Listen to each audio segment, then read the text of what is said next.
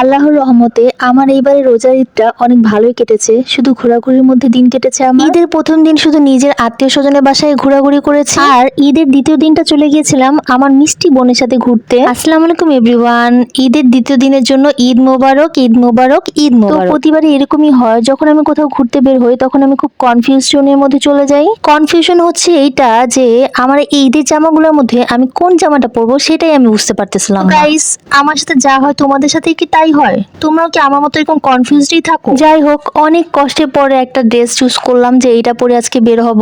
তো আমার একটা গানের কথা মনে পড়ে গেল যে ইদানিং একটা গান চলতেছে গোলাপি শাড়ি, তো আমি চিন্তা করলাম ওটার সাথে ম্যাচ করে একটা পিঙ্ক কালার একটা ড্রেস পরে নেই, গোলাপি ড্রেস। আনফরচুনেটলি আমাদের দুই বোনের জামার কালার কিন্তু মোটামুটি মিলেই গেল। আমরা গাড়িতে করে কিছু দূর যাওয়ার পরে সুবাস্তুর সামনে অপেক্ষা করতেছিলাম, কারণ আমার বোনের দুটো ফ্রেন্ড আসবে, ওই যে তারা চলে এসেছে, আর তারা দুজনেই লাল পরি সেজে এসেছে আর আমরা ছিলাম গোলাপি পরি। আর ইনি হচ্ছেন আমাদের সিদ্দিক মামা, যিনি কখনই আমাদের গাড়িতে বোর হইতে দেন না। দেন গাড়িতে বসে আমরা সবাই ডিসকাস করতেছিলাম কোথায় যাওয়া যায় কোথায় যাওয়া যায়।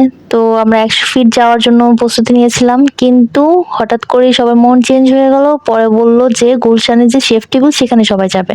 আসলে আমরা একটা সুন্দর জায়গা খুঁজতেছিলাম যেখানে বসে গল্প করা যাবে আর ভালো ভালো ছবি তোলা যাবে। Most of the time restaurant গুলোতে এত ভীড় থাকে যে ঈদের সময় গেলে কারো ঘাড়ের উপর দাঁড়িয়ে থাকা লাগে খাওয়ার জন্য। তো এইবার শেফ টেবিলে যে তেমন একটা ভিড় ছিল না, গিয়ে অনেক ভালো লাগলো, মনে হলো নিরিবিলি একটা পরিবেশ পেয়ে গেছি। আর এই স্পেশাল পিজাটা অর্ডার করে দিয়েছিলাম পিজা বাই থেকে। সবাই আমরা কিছু সেলফি তুলে নিলাম, তারপর একটা লেমনেড অর্ডার করে দিলাম, সেটা অর্ডার করেছিলাম সো জুসি থেকে। পাশেই শাহাবুদ্দিন পার্ক নামে একটা পার্ক ছিল, সেটাতে আমরা চলে গেলাম একটু হাঁটাহাঁটি বা ঘোরাঘুরি করার জন্য। গাইস দেখো কি সুন্দর করে বাচ্চারা ঝুলাঝুলি করতেছে। তোমরা যদি ঝুলতে চাও তাহলে কিন্তু শাহাবুদ্দিন পার্কে এখানে এসে ঝুলতে পারো। আর এই রাইডটাও ছিল সুন্দর ঘোড়ার রাইড, বাচ্চাদের জন্য এখানে ভালোই খেলার জিনিসপত্র ছিল, সবাই বাচ্চারা খেলে এনজয় করতেছিল খুব ভালো মতো। কি আর বলবো, এত গরম পড়ছে তো পানি দেখে মনে হচ্ছিল পানি খেয়ে ফেলি। তো আর এই কলটা ছিল অনেক সুন্দর, একটু পানি বার করে একটু মুখ ধুয়ে নিলাম।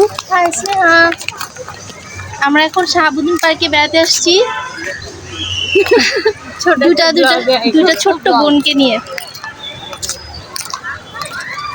ঈদের অষ্টআশা রোদে কিন্তু ছবিগুলো অনেক ভালো আসতেছিল। তারপর আমরা চিন্তা করলাম কোথাও বসে একটু চা কফি খাওয়া যায়। হলরুমটাতে চা কফি খাওয়ার জন্য আমরা বসতে যাচ্ছিলাম, কিন্তু এত ভিড় ছিল কোথাও একটু জায়গা ছিল না বসার। তারপর একটু হাঁটলেই সামনে একটা চায়ের দোকান ছিল, এই জায়গাটা অনেক সুন্দর ছিল। তো আমরা ভাবলাম যে এখানে বসে একটু চা খাওয়া যাক, কিন্তু গরমের মধ্যে চা খেলে আরো বেশি গরম লাগবে, তাই আমরা একটা আইস লেমনেড টি অর্ডার করে দিলাম। কিন্তু বিভিন্ন জায়গায় টি লেমনেড খেয়েছি, কিন্তু এই জায়গার টি লেমনেড এতই মজা ছিল যে বলার বাহিরে। আমি খেয়ে তো ফিদা। এই গরমে যদি গরম চা খেতাম তাহলে তো গরমে আরো সিদ্ধ হয়ে যেতাম। যখন টি লেমনেডটা খেলাম ভিতরটা একদম প্রশান্তি ছোঁয়া লেগে গেল। সব আনন্দ শেষ, এবার বাসায় ফেরার পালা। Thanks for watching guys, tata. Tata.